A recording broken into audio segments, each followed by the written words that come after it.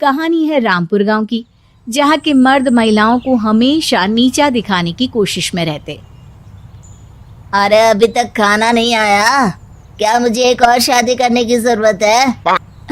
नहीं जी नहीं, ऐसा मत करना, वरना मैं कहाँ जाऊंगी। खाना लेकर मैं अभी आई जी। गांव की पंचायत में भी फैसले हमेशा औरतों के खिलाफ ही रहते। मैं जो फैसला सुनाता हूँ वो भगवान की आज्ञा होती है। इस लड़के ने अपने मन से शादी करके अच्छा नहीं किया। लड़के को घर भेज दो और इसकी शादी इसकी जाति की किसी लड़के से करवा दो, लेकिन ये लड़के, इसे तो गांव के बाहर निकाल दो। नहीं नहीं जमींदार साहब, ये क्या बोल रहे हैं? ऐसा नहीं हो सकता। मेरी बेटी मासूम है, इसे अच्छे बुरे की समझ नहीं है। अरे कहाँ जाएगी ये बेचारी? कहाँ जाएगी? इतनी चिंता है तो पूरे परिवार का गांव निकाला कर देते हैं। बेचारे पूरे बसे बसाए परिवार को गांव छोड़ना पड़ता है। चाहे जो हो, अगर बेटियों को कंट्रोल नहीं कर सकते तो गांव में रहने का कोई मतलब नहीं है। यहाँ औरतों को दब कर रहना होगा। कोई भी अपने हिसाब से कुछ नहीं कर सकता, सब ईश्वर की मर्जी से ही होगा। तभी गांव का एक आदमी दौड़ा दौड़ा आता है। सरपंच साहब, जमींदार साहब, वो कालिया है ना, उसकी बेटी पढ़ने के लिए शहर जा रही है। अच्छा, ये कब हो गया? और कालिया की हिम्मत कैसे हो गई ऐसा करने की? लेकर आओ उसे और उसकी बेटी को। बस फिर क्या था, हाजिर हो जाते हैं कालिया और उसकी बेटी सरपंच के सामने। अरे कालिया, ये क्या सुनने में आ रहा है? बेटी को इंजीनियर बना रहा है तू?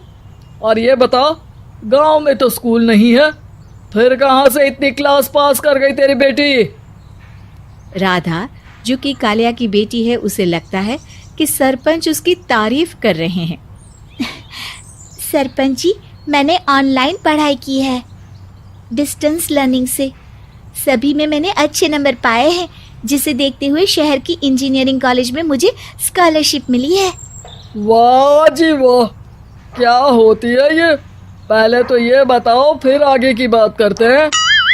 पूरा गांव राधा की बात सुन रहा था और राधा बोलती जा रही थी।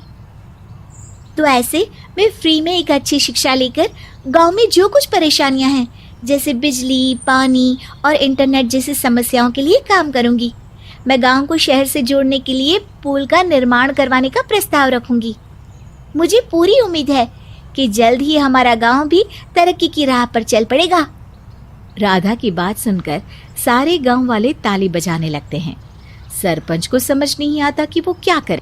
चुप रह नादान लड़की, गांव के खिलाफ जाने के लिए तुझे गांव से बेदखल कर दिया जाएगा, वो भी पूरे परिवार के साथ। और हाँ, अगर ठीक से गांव में रहना चाहती है तो ये पढ़ाई लिखाई छोड़ दे। हम तेरे लिए गांव का कोई होनहार लड़का देखेंगे। तभी गांव का एक आदमी बोल पड़ता है। अरे नहीं नहीं सरपंच जी, राधा बिटिया जो बता रही है, अगर वैसा हो जाए तो हम लोगों को पैसा कमाने के लिए बाहर नहीं जाना पड़ेगा। हाँ जी, और ना ही कोसों दूर पानी के लिए भटकना पड़ेगा। हमारे बच्चे भी अच्छी पढ़ाई कर सकेंगे और आगे बढ़ेंगे, ना कि हमारी तरह खेती करते बैठेंगे। क्यों गांव वालों, राधा बिटिया का साथ देना चाहिए ना। सरपंच देखता है कि गांव राधा के साथ है तो वो चुप हो जाता है। वो घर आकर अपने सलाहकार से बात करता है, जो बहुत ही चालाक किस्म का इंसान होता है। अरे सरपंच साहब, आपको बहुत ही होशियारी से काम लेना पड़ेगा। एक बार गांव तरक्की कर गया, यहाँ के बालक पढ़ लिए तो कोई ना पूछेगा आपको। और फिर ये जो बेटा और बेटी है ना आपके, इनको भी आम लोगों की तरह ही जीवन जीना होगा। हाँ, लेकिन करे तो क्या करे? वो ना आप मुझ पर छोड़ दीजिए, बस मैं जैसा बोलूं करते जाइए। अगले रोज सुबह जब गांव वाले सोकर उठते हैं तो राधा के घर के बाहर और साथ ही वो लोग जिन्होंने राधा का सपोर्ट किया था, उनके घर के आगे लाल रंग से कल आऊंगी लिखा होता है। कल आऊंगी, यह क्या होता है? अरे यह तो खून से लिखा है, लगता है कोई भूत प्रेत या चुड़ैल का साया है। चलो सरपंच जी के पास चलते हैं। सभी सरपंच के पास जाकर उसे सारी बात बताते हैं। अरे ये तो बड़ी मुश्किल की बात है। चलो मैं एक बाबा को जानता हूँ, उन्हें बुला लेता हूँ। सरपंच बाबा को लेकर गांव के घर के बाहर जाता है। ओहो, तो ये वो चुड़ैल है जो उन लोगों को निशाना बनाते हैं जो गांव को बदलने का सपना देखते हैं। वो गांव को ऐसे ही संपन्न देखना चाहती है, वो नहीं चाहती कि कोई बाहरी यहाँ का कायाकल्प करे। क्या तुम लोगों में से किसी ने गांव को बदलने की सोच रखी है? तभी राधा की माँ रोते रोते आती है। मेरी राधा घर से गायब हो गई है। अरे कोई तो बचाओ, मेरी बच्ची कहाँ गई?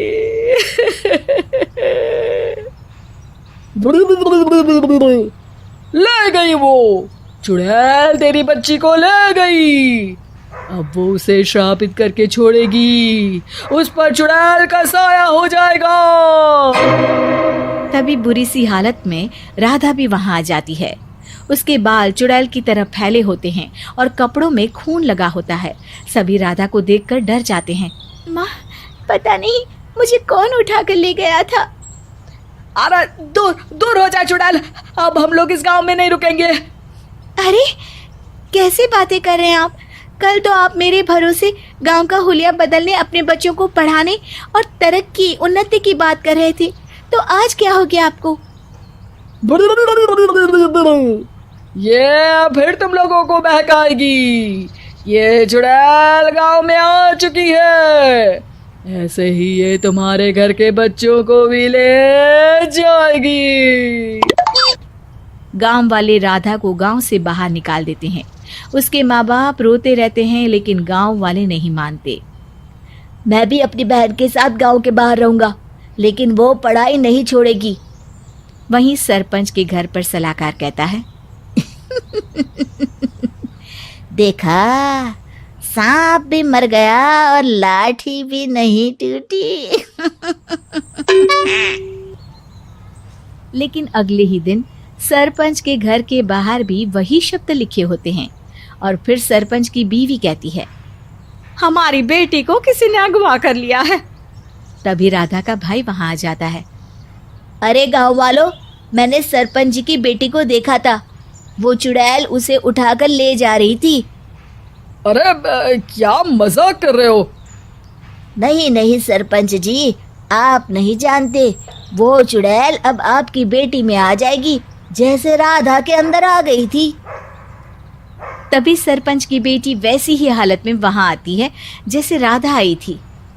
पापा, पता नहीं कैसे मैं गायब हो गई थी। चुड़ैल, इसके अंदर भी चुड़ैल का साया है, मारो इसे। अरे नहीं नहीं, इसे भी राधा के पास गांव के बाहर ही भेज दो। अरे चुप रहो, मेरी बेटी कहीं नहीं जाएगी और चुड़ैल वुड़ैल कुछ नहीं होता है। अरे कैसे बात कर रहे हो सरपंच जी? आप तो बोल रहे थे कि आपका फैसला भगवान का ज्ञान होता है, तो अपने पर बात आई तो अब आप ऐसे बोल रहे हैं। अरे ना ना ना, आपको अपनी बेटी को त्यागना ही होगा। अरे बुलाओ बाबा को। राधा का भाई बाबा को ले आता है, जिसे अब गांव वालों के डर के कारण सच बोलना पड़ता है। मैं कोई बाबा नहीं हूँ, मैं तो मोची था। ये सलाहकार महोदय ने मुझे कहा था एक्टिंग करने को। अब वो मुझे पैसे देने वाले हैं। अब मुझे माफ कर दो। गलती हो गई, मुझे माफ कर दो। तभी वहां राधा आ जाती है। देखा सरपंच जी, जब गांव के बच्चे साक्षर होंगे तो आप जैसे लोगों की चालाकी नहीं चलेगी।